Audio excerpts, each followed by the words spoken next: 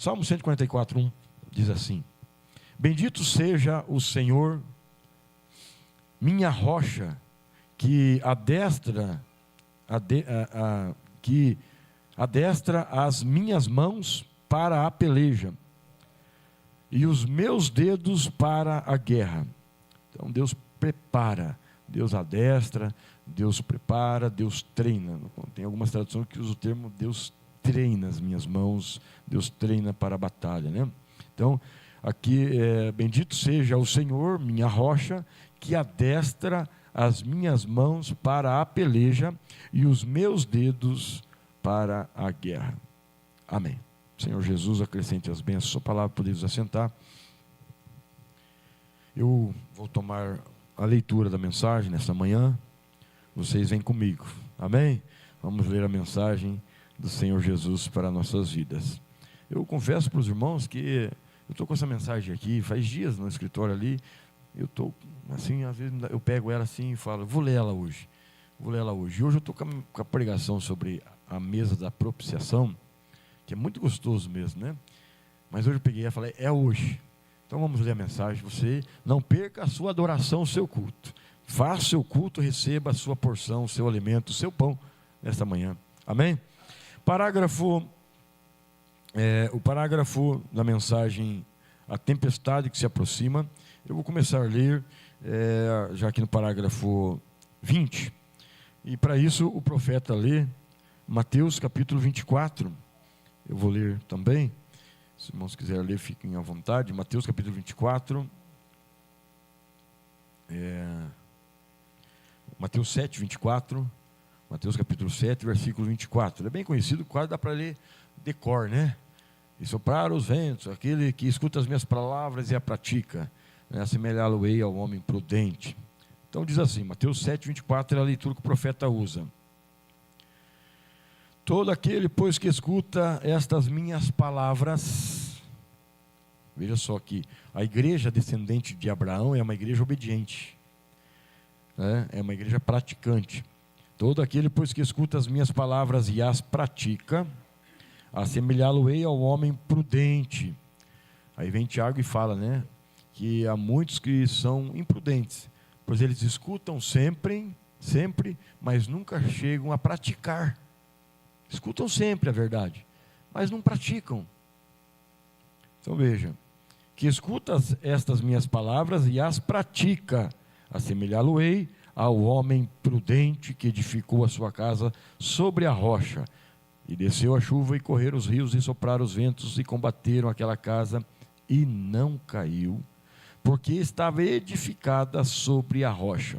A continuidade você sabe que vem dizendo que aqueles que edificaram a sua casa sobre a areia, quando vem a tempestade, os ventos e as águas, derruba aquela casa e a queda é grande, porque não estava edificada sobre a rocha. Não que não estava edificada, mas não sobre a rocha. Amém? Sabemos que a rocha é Jesus. O profeta diz então, que o Senhor Jesus acrescente a bênção à leitura da sua palavra. Amém, meus irmãos? É meu desejo falar por alguns momentos sobre o tema a tempestade que se aproxima, e confio em Deus que poderemos todos nós render ao Espírito Santo. Todos sabemos que não sou eu o pregador, é Ele. Amém, irmãos? Amém. Aqui atrás de mim, sim, veja, alguns pregadores. Ele fala assim, tem pregadores melhor do que eu aqui atrás. Ele diz, mas eu gostaria de tomar esse tema. Parágrafo 21 ou 22.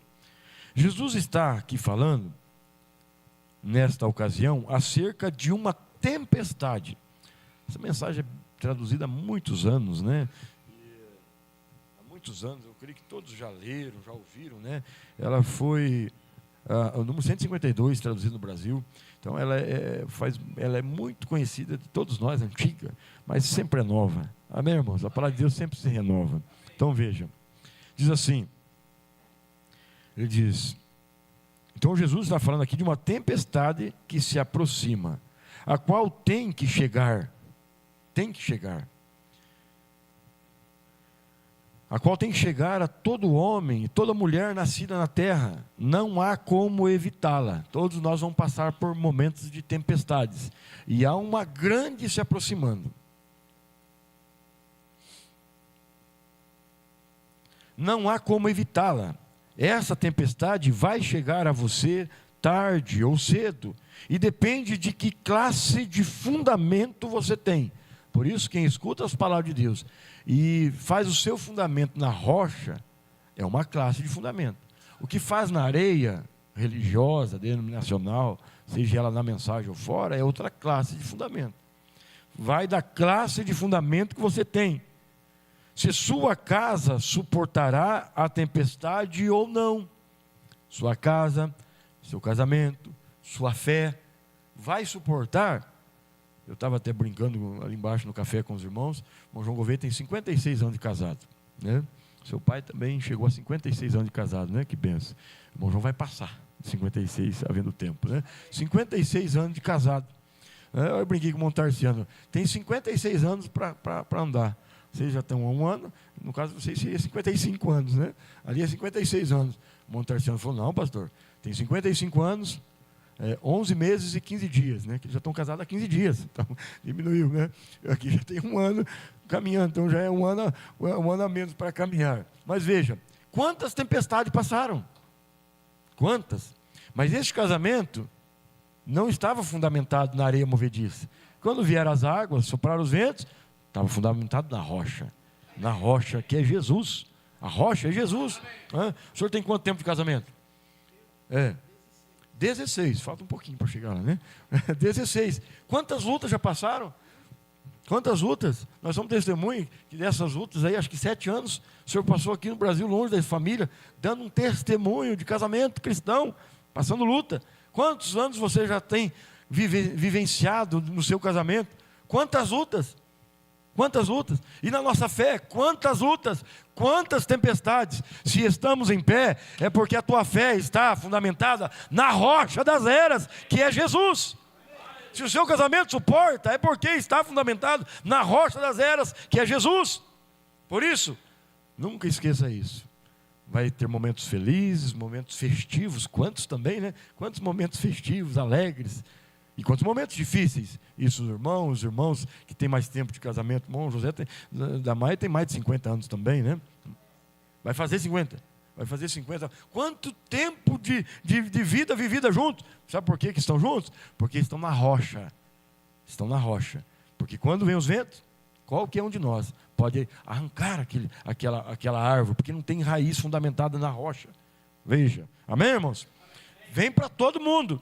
Todo mundo passa por tempestades na vida. Tempestade da saúde, tempestade financeira, tempestade de dúvidas, seja qual for. Mas não arrede o pé, fala, não, eu estou com o meu fundamento na rocha. Veja, depende de que classe de fundamento você tem. Aí você vai para a parábola que Jesus contou. Esta parábola que Jesus contou, eu não vou lembrar o parágrafo, o capítulo, mas eu acho que é Mateus 13, ela é a base de todas as parábolas. Porque quando os discípulos perguntam, Jesus, por que o senhor está falando sobre parábolas para conosco? Através de parábolas? Aí ele explica, é porque os meus vão entender, alguns vão entender, os outros não vão entender. Então ele explica ali a base fundamental das parábolas. Por que o irmão Brana conta historinhas? Porque alguns entendem essa historinha, os outros não, são parábolas de vida eterna. Por que alguns entendem a mensagem e outros não entendem? Porque são palavras de vida eterna. Para alguns entender, outros não. Então veja, vai da classe de fundamento que você tem. Então se sua casa vai suportar ou não. Muitas vidas têm se salvado pelo fato de se haver preparado antes da tempestade. A mensagem de William Marion Branham é a mensagem de preparação para a grande tempestade que está por vir. Grande tempestade que está por vir. Se você ler, quem quiser anotar aí, anote. Eu não vou nem ler, mas é Isaías. Deixa eu achar aqui, eu não anotei. Mas Isaías, capítulo 6. Isaías, capítulo 6. O capítulo 28. Versículo 2, e capítulo 28, versículo 2, e capítulo 29, versículo 6. Fala que o Senhor vai vir, na vinda dele, ele vai nos levar. Então capítulo 28, versículo 2, 2, 3 e 4, fala que ele vai vir trazer o julgamento sobre a terra, e aqueles que bebem vinho, que se embebedam com qualquer tipo de bebida, Deus vai vir com grande tempestade sobre eles. É a Bíblia. E no versículo 29, versículo 6, também fala nessa vinda do Senhor. Então ele vem nos levar, então ele tira a igreja eleita e fica para a terra essa grande tempestade. E quando a tempestade vai chegando, há sinais. É isso que o profeta está pregando aqui para nós vamos ler. Então veja, sinais. Começa a vir um vento, começa a vir aqueles sinais, a meteorologia vai apontando que está chegando essa tempestade. Inclusive devemos orar pelos nossos compatriotas, né, no que se refere a estado, né, lá da região do norte, velho do Paraná, lá da cidade que foi arrasada pelo... Rio Bonito do Iguaçu, que foi arrasada pela tempestade, que simplesmente devastou a cidade. Nós devemos orar. Quando a gente coloca um pouquinho no lugar deles, a gente pode sentir, né? Fala, se fosse comigo, com a sua casa. Então, ore com esse sentimento mesmo, e se houver condição de nós ajudar, vamos ajudar. Vamos ajudar. Amém, irmãos? Porque é muito doloroso isso. Mas... Então, voltando aqui, o profeta diz, sempre há sinais, e o problema do ser humano, ao ser pego, despercebido ou despreparado, é por não dar ouvido aos sinais. Então, Deus anuncia, e o profeta vai falar aqui na mensagem, que o teu pastor, ele é a voz de Deus para anunciar os sinais daquilo que está por vir, para você se preparar. A mensagem, o profeta, é a voz de Deus para nos anunciar aquilo que está por vir, que é Isaías que eu citei, dizendo, vai vir uma tempestade, e começa a tempestade, e os sinais dessa tempestade atingem a noiva eleita. Porém, quando vir esse grande evento, nós já estamos fora. Quando vir a destruição deste mundo, nós estaremos já no alto refúgio. Amém? Então vamos aqui. Aí o profeta continua. E também, veja, muitas vidas têm se salvado pelo fato de haver preparado antes da tempestade. Deus tem nos enviado uma mensagem preparatória. Nós somos salvos, eleitos de Deus. E também tem se perdido muitas vidas por se haverem negado a darem a atenção aos avisos da tempestade que se aproxima. Deus sempre manda aviso. Se você, agora vamos trazer para o dia a dia nosso. Deus manda aviso. Olha, cuidado para você não ser pego desapercebido em uma tempestade que pode te alcançar, em uma tentação, em um problema que o diabo pode tentar derrubar a tua fé, a tua vida espiritual. E vem sinais. Então você está preparando-se para enfrentar as tempestades da vida. E a grande tempestade por final. Versículo 23. Não faz muito me inteirei de uma história. Eu creio que li em um jornal. E isto sucedeu no estado da Flórida. Por ali passam muitas tempestades tremendas. Por ali passam tufões e procedem do mar e fazem subir água muito, muito adentro da cidade. Várias quadras ficam inundadas e assim varrem tudo. E me disseram que seus profetas meteorológicos, então o profeta considera os meteorologistas, não esses que dão a notícia. Eu tenho que deixar isso claro. O profeta não fala que os profetas do tempo climático, não são os que dão a notícia lá no jornal, lá, que é aquele repórter que dá a notícia. Aquilo lá está dando a notícia só. O profeta faz menção que os profetas da meteorologia são aqueles que estão estudando o tempo climático. Amém, irmãos? E me disseram que seus profetas meteorológicos sempre estão vigiando tais tempestades. E de alguma maneira, trabalhando com os elementos.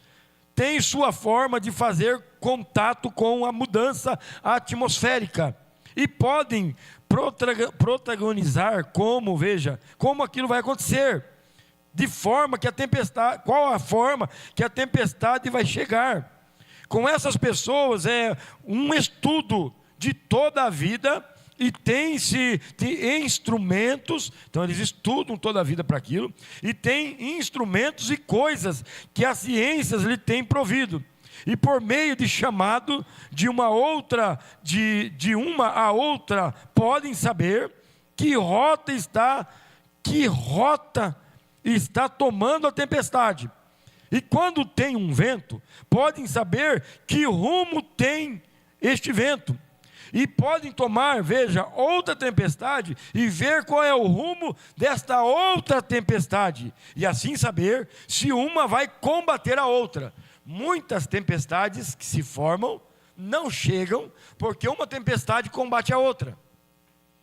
Então eles estão estudando lá, estão vendo de onde vem a linha de uma tempestade, um vento, de onde vem a outra, e se aquele vento vai chegar a atingir as cidades, ou se elas vão uma confrontar com a outra e vai ficar por lá mesmo e vai virar em nada, vamos por assim. Veja, e uma combate contra a outra tempestade. E aqui eu poderia me deter e pregar por várias horas sobre este aspecto. Como é que se necessita de um vento mais forte ou de uma tempestade maior para alcançar a outra tempestade e lançar de lado. E assim é hoje em dia. E todos nós sabemos que temos uma tempestade por diante. E o único vento que está conosco e que pode desviar essa tempestade é o vento forte do sopro que soprou ali no dia de Pentecoste. Este vento pode soprar essa tempestade para longe de nós. Cada tempestade da nossa vida, se você tem o vento veemente do dia de Pentecoste, este vento pode lançar essas tempestades para longe. Parágrafo 24. Tem-me dito que, mesmo nesta hora, que homens aqui na cidade, falando contra o comunismo, olha só, vou ler de volta, me tem dito que mesmo nesta hora, que há homens na cidade, falando contra o comunismo, e assim devem fazer. Essa é a mensagem. E assim devem fazer. Nós não temos que ser a favor disso não, irmãos, aqui eu estou lendo a mensagem. Somos contra isso. Apenas nós sabemos que o que vai acontecer, mas não com o nosso apoio, amém? E devem fazer isso, porém, simplesmente falar contra não é o suficiente.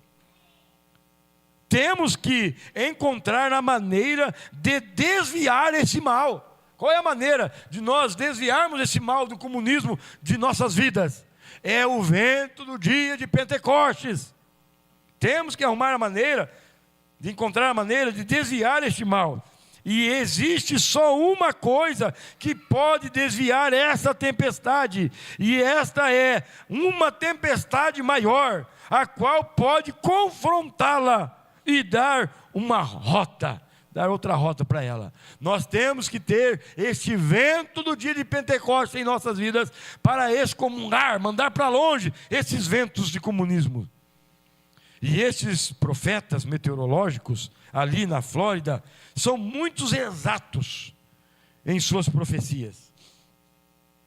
E é que tem um propósito singular para avisar o povo. Parece que foi no jornal onde eu estava lendo acerca de uma tempestade que passou há não muitos anos. E toda a parte central da Flórida ali foi atingida, e toda a região ali foi atingida, mas foi avisado. Faz como 5 anos, ou melhor, 5 semanas, que estive naquela região.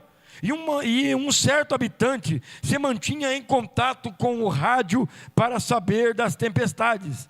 Veja, o nosso rádio, que é um aparelho receptor, se chama o nosso coração, nossa vida, nossa alma tem que estar em contato com a palavra de Deus para saber as tempestades que vão se levantando. E este homem estava em contato com o rádio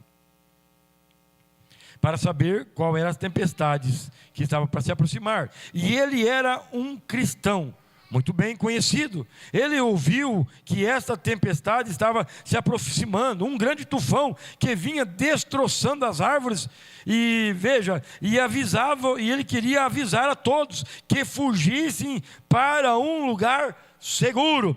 Está vindo uma grande tempestade, a mensagem está nos avisando: corram o mais rápido possível. Aí você vai lembrar de Ló: corram o mais rápido possível para um lugar seguro.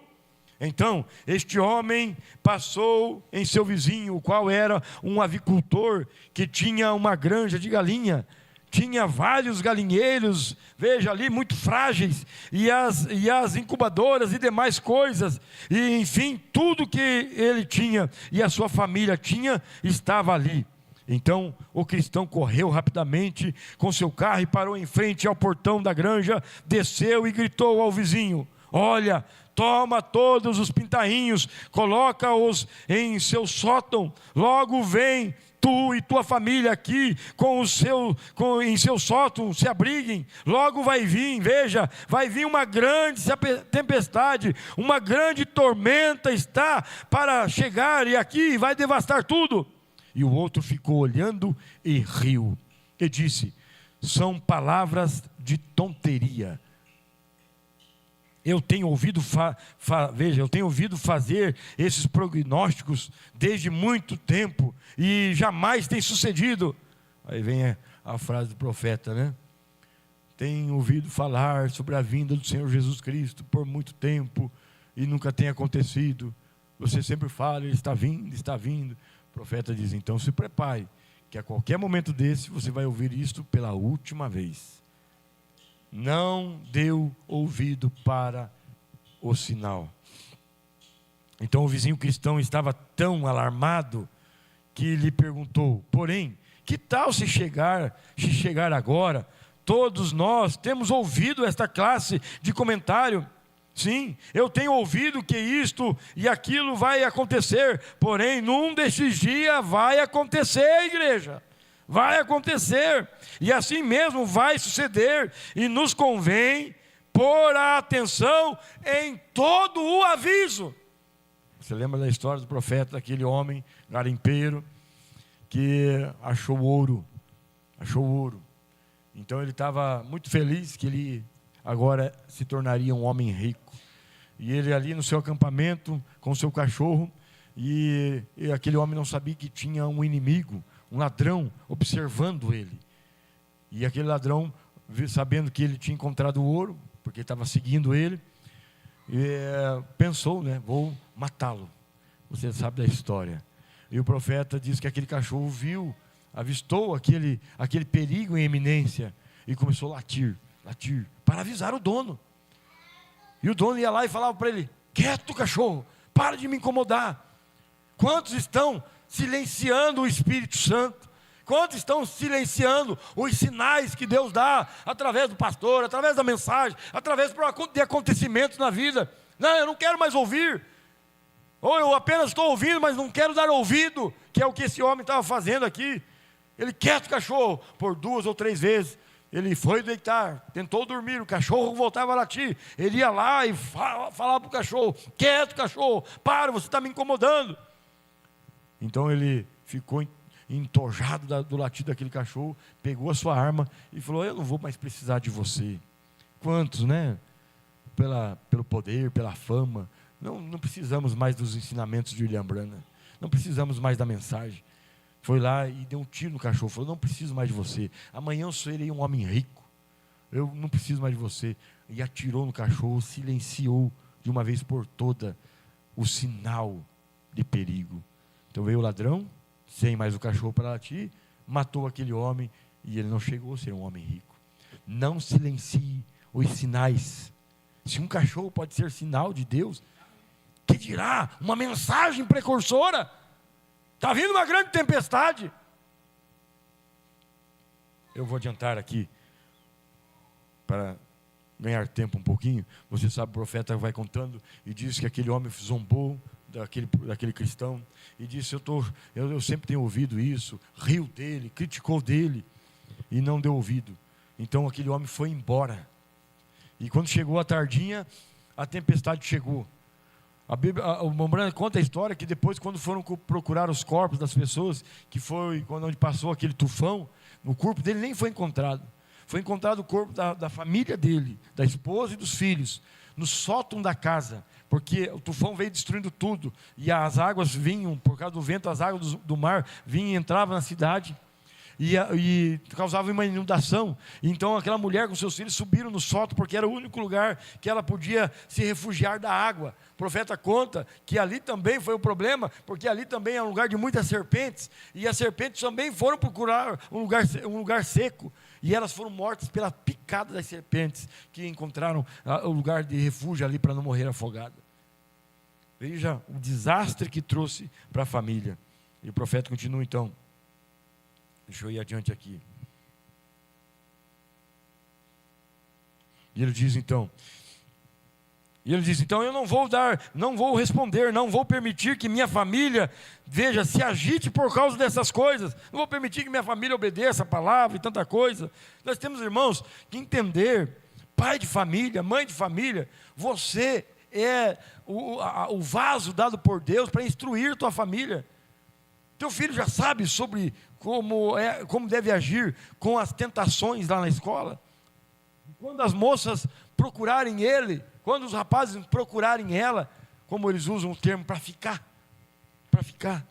Teu filho tem a liberdade de vir conversar com você. Você tem a liberdade e até a autoridade, mas de forma não oprimente, né? Não oprimindo, mas de explicar por que não pode ficar. O tal de ficar, né? Não, mas é só beijar. É, só isso, mas tá. É só beijar, você tem que ensinar seus filhos, biblicamente, o porquê isto é pecado. É pecado. Porque todo o ato da intimidade entre um casal, fora do casamento, é pecado. A Bíblia diz que todo o ato dentro da intimidade de um casal, inclusive beijar na boca, é ato de individualidade e de intimidade de um casal. É intimidade. Todo este ato é pecado quando é feito fora do casamento. A Bíblia diz que no casamento é um leito sem mácula, sem pecado. Fora do casamento é pecado. Mas nós temos que estar preparados para ensinar nossos filhos. Porque eles vão falar, isso não é pecado, não tem problema. Nós temos que estar preparados para ensiná-los. Porque eles vão receber pressão. Amém, irmãos? Amém. Ele dizia, eu não quero dar ouvido. Então o vizinho, que se encontrava sem palavras, entrou em seu carro e foi para a sua casa. Veja, então a tempestade chegou. E ele não estava preparado. Aquele homem não estava preparado, por quê? Porque não deu ouvido para a mensagem. E aonde que nós temos que descansar? É na mensagem. É na mensagem, porque é a mensagem que nos prepara. Você lembra? Eu quero encerrar com isso. O Mombrana, na mensagem O Fundo Clama o Fundo, ele diz, veja, aquelas águiazinhas que estavam tendo um avivamento pentecostal, eles estavam brincando entre elas ali, as pequenas águias, e a águia-mãe estava no alto da montanha. O profeta é o tipo daquele que está no alto da montanha, é o nosso meteorologista. Amém, irmãos? Amém. E aquelas águiazinhas tendo aquele avivamento pentecostal, tendo alegria. Irmãos, não perca a alegria de servir Jesus. Não perca a alegria no teu casamento, na tua vida, nos teus filhos. Elas estavam tendo alegria entre elas. Porque a Bíblia diz, não se assente na roda dos escarnecedores, nem se detém no caminho dos ímpios. Porque nossa alegria não pode estar no caminho dos ímpios. Nossa alegria tem que estar entre nós, entre a tua família. Brinque com teus filhos, tenha alegria no teu lar. E elas estavam tendo aquela alegria entre elas. Por isso que nós se esforçamos. Nós sabemos que o principal e o alvo número 1 é nós ouvirmos a palavra. Mas nós se esforçamos para termos um café junto. Nós temos companheirismo com os jovens. Porque a nossa alegria tem que estar entre nós. Amém, irmãos? Amém. Agora, não resta dúvida que a alegria maior para nós é a palavra. Então eles estavam tendo aquele avivamento pentecostal. E o profeta diz, eu sou um homem do campo, você sabe. E aquilo me chamou a atenção, ele diz. E ele ficou olhando aquelas águiazinhas, e algo chamou a atenção do profeta. E ele diz, o que me chamou a atenção? Foi que as águiazinhas, tendo aquele avivamento pentecostal, irmãos, mas vira e mexe, sempre elas davam uma olhadinha para a mãe, para a águia-mãe, que estava lá em cima cuidando. O Espírito Santo cuida da igreja. Nunca tire os seus olhos da palavra, da mensagem. Ele diz, veja, e elas estavam ali alegres, mas de vez em quando elas estavam dando uma olhadinha. Por quê? Porque por causa dos perigos. E a maneira delas estarem cientes, enquanto elas poderiam estar ainda brincando, era a mãe. O profeta diz, ali embaixo, elas estavam suscetíveis, fragilizadas para os coiotes, para as serpentes. Um coiote poderia vir e pegar elas. Mas por que elas, mesmo correndo em um lugar perigoso, vamos pôr assim, porque tinha os coiotes ali, elas poderiam estar ainda em paz, em tranquilidade, tendo alegria. Por quê? Porque eles não tiravam o olho da mensagem, da águia. Nós podemos ter alegria se não tirar os nossos olhos da palavra. Amém, meus irmãos? Aí o profeta diz, e ele ficou olhando aquilo. Mas de repente, ele notou que aquela águia mãe deu uma olhadinha para cima e começou a cheirar o ar. E ele falou, mas por que ela está fazendo isso? E ele entendeu, porque ele era um homem do campo. Havia uma tempestade se aproximando.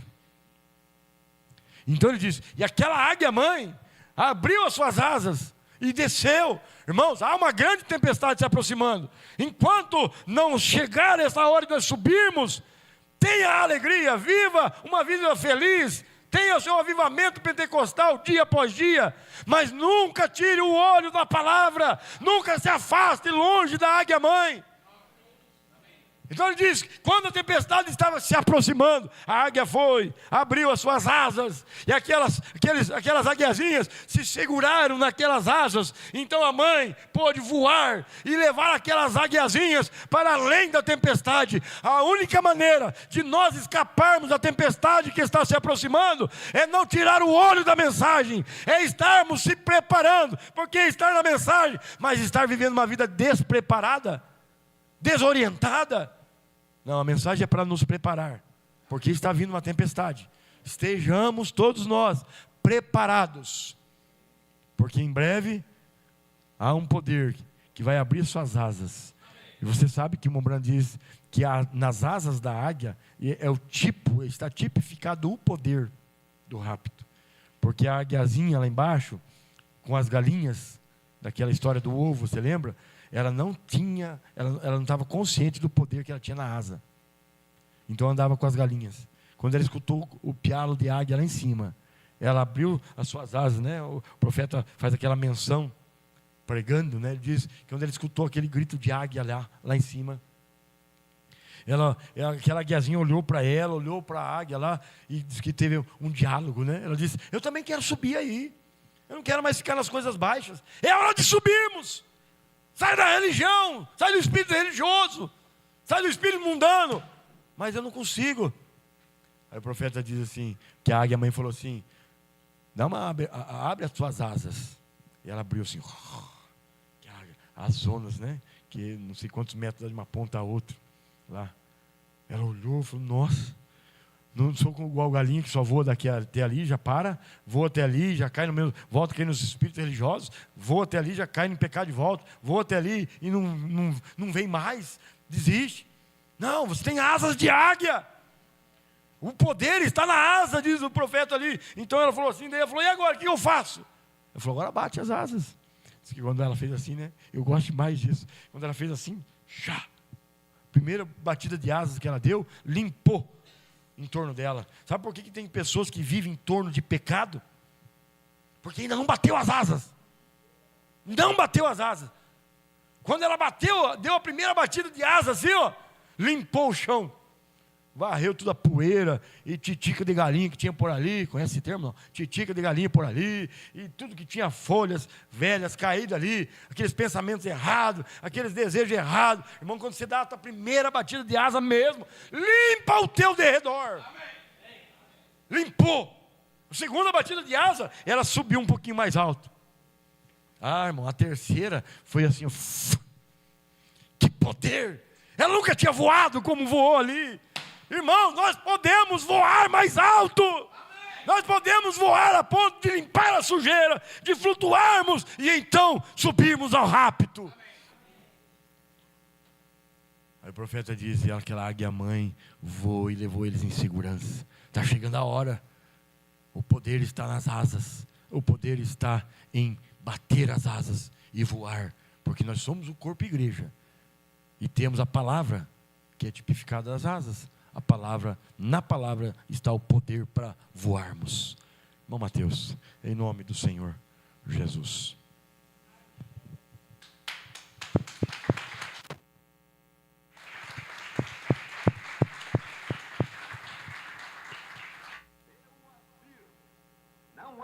Dois Espíritos Santos. O mesmo Espírito Santo que guiou Simeão naquela noite ou naquela manhã, a Cristo tem te dirigido aqui esta noite. Porque você crê nas promessas do Espírito Santo. E ele está tão obrigado para com você como estava para com Simeão. Da mesma forma, porque ele é Deus e tem que guardar sua palavra. Então eu posso ver a Simeão. Estava ansioso e desejava ver a Cristo. Ele estava confiando apenas no que a palavra de Deus lhe falou. Não fazia mal o que os críticos falavam. Ele confiava na palavra de Deus. Tinha um desejo em seu coração. Ver o Cristo, e creu que o veria. Como Davi disse, um fundo clama outro fundo. Muitos aqui dentro creem em cura divina. Você crê em cura divina? Só o fato de você crer em cura divina prova que há uma cura divina. Quando viemos à América, nós encontramos os índios. Eles adoravam algo, o sol, a lua e a natureza, porque eles, como um ser humano, sabiam que havia um Criador. Por isso, dentro de seu coração, algo pedia adoração. Assim como todo mortal, você pode adorar seu carro, ou seu trabalho, a sua casa ou algo. Se há algum ídolo, tira e deixa Jesus ter o primeiro lugar. Deixe que ele seja o primeiro em tudo. Então, se há fome, como disse Davi, quando o fundo clama ao fundo, a voz de suas cachoeiras, agora um fundo clama a outro. Por exemplo, isto: se há um fundo aqui clamando, tem que haver um fundo que responda a este clamor. Deve haver um eco que responda a este clamor. Devo esclarecer isto. Sou um grande amante da natureza. E quando vou ao campo, eu vejo o pôr do sol, ouço aos animais e o grito das feras. Minha mãe era meio índia. Há algo em meu sangue que me faz amar a natureza. E quando ouço o grito das feras, há algo que inflama minha alma. Não o posso evitar. Recentemente eu estava no Colorado, e lá em cima da montanha, eu estava olhando com muita atenção uma mãe águia quando trazia seus filhotes do ninho em suas asas e os pôs num pasto verde. E logo voou de novo ao pico mais alto das pedras e ali pousou. Ela começou a olhar. Ela me olhava. Eu olhava pelos meus binóculos. Meu cavalo estava amarrado a uma árvore e eu o olhava. Eu disse: Senhor, me agrada isto. Tudo me parecia muito próximo. Se você já esteve perto de um ninho de águia, já sabe que ele é feito de galhos agudos com espinhos. E aquelas águias coitadinhas estavam andando só naqueles galhos e espinhos. Elas não conhecem outra coisa. Mas um dia a mãe águia estendeu suas asas sobre os filhotes e eles saíram. Eu olhei aqueles filhotinhos e eles estavam celebrando um avivamento pentecostal. Corriam daqui para ali na grama macia, brincando ali, churreando uns aos outros, saltando um sobre o outro, tão livres quanto podiam ser. Pensei: bom, isto é certo, porque isso é como um homem no ninho velho do mundo, conhecendo só o que o diabo lhe dá. Porém, um dia Deus o levantou e o fez pousar à sombra de pastos verdejantes. Oh, como ele se regozija, está livre, não há dano algum. Pensei: por que não tem temor aquelas águiazinhas? Saberão elas que há coiotes por ali que podem apanhá-las? Mas de vez em quando olhavam para cima e a velha mãe estava lá vigiando-as. Eu disse: glória a Deus, correto? Ele tem me tirado do ninho do mundo e lá das alturas olha sobre sua herança para que não nos sobrevenha dano algum. Se um coiote se aproximasse de uma águiazinha, ela o mataria com suas garras. Deixa o diabo perseguir um crente e ele estará tratando com Jesus Cristo. Essa é a realidade. Ela ficou algum tempo olhando para o alto com sua cabeça majestosa. Ela estava na pedra mais alta que havia e de lá podia ver tudo. Seus olhos de águia observavam. Depois a vi levantar a cabeça por meio de meus binóculos. Eu a vi levantar a cabeça e olhar. Ela estava cheirando o ar. Eu disse, que será? Lá distante no norte, uma tempestade começava. Ouvi o trovão. Ela soltou um grito e se foi para baixo e estendeu aquelas grandes asas. Desceu aquele pasto gramado e cada uma daquelas aguiazinhas correu bem depressa. Talvez tenham sido instruídas antes de deixarem o ninho. Elas firmaram seus pés nas penas, baixaram seus biquinhos, prenderam os biquinhos em volta de uma pena e ela levantou com aquele monte de águias em suas asas e foi direto contra aquele vento forte de 80 km por hora em direção à brecha da rocha. Nesse instante eu chorei como um menino e foi então que pensei: um dia glorioso, quando esse avivamento passar, ele virá da glória e estenderá suas grandes asas. As aguiazinhas vão prender seus bicos nele e voarão para a glória. O fundo clamando a outro fundo. Se há um fundo que clama, há outro que... Ah, que coisa, hein? Dá vontade de escutar de novo, né? Se não tivesse... Estamos bem no horário, vamos terminar bem no horário, mas vontade de escutar de novo, não dá não? Vontade de escutar e escutar de novo. Isso aqui nunca fica velho para nós. É aquela alegria deles porque Deus tirou ele das coisas do mundo, da religião, pois eles estavam tão felizes. Nós somos essas aguiazinhas de Deus. Amém? O profeta diz, eu acho que elas foram instruídas antes. Aguiazinhas de Deus, nós temos recebido instruções de como viver, de como se alegrar e de como estar prontos para subir. Vontade de pregar de novo. Olha que coisa que essas porções celestiais para nós. Amém? Em nome do Senhor Jesus Cristo. Pois a alegria do Senhor é a força da nossa vida. Senhor Jesus, abençoa cada um de nós, sendo o Senhor o nosso tutor, cuidador, que nós possamos estar prontos para subir naquele grande dia e entrarmos na rocha eternal, em nome do Senhor Jesus.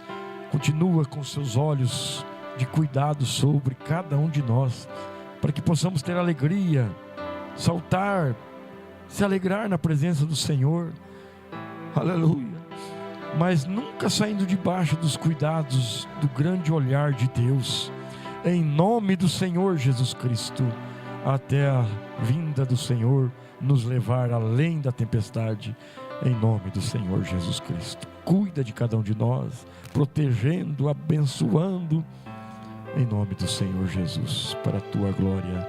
Amém. Amém. E graças a Deus. Deus continue nos abençoando. Até às 18h30 hoje, a voz do profeta. É para nós escutar o fundo clama fundo na voz do profeta hoje, hein?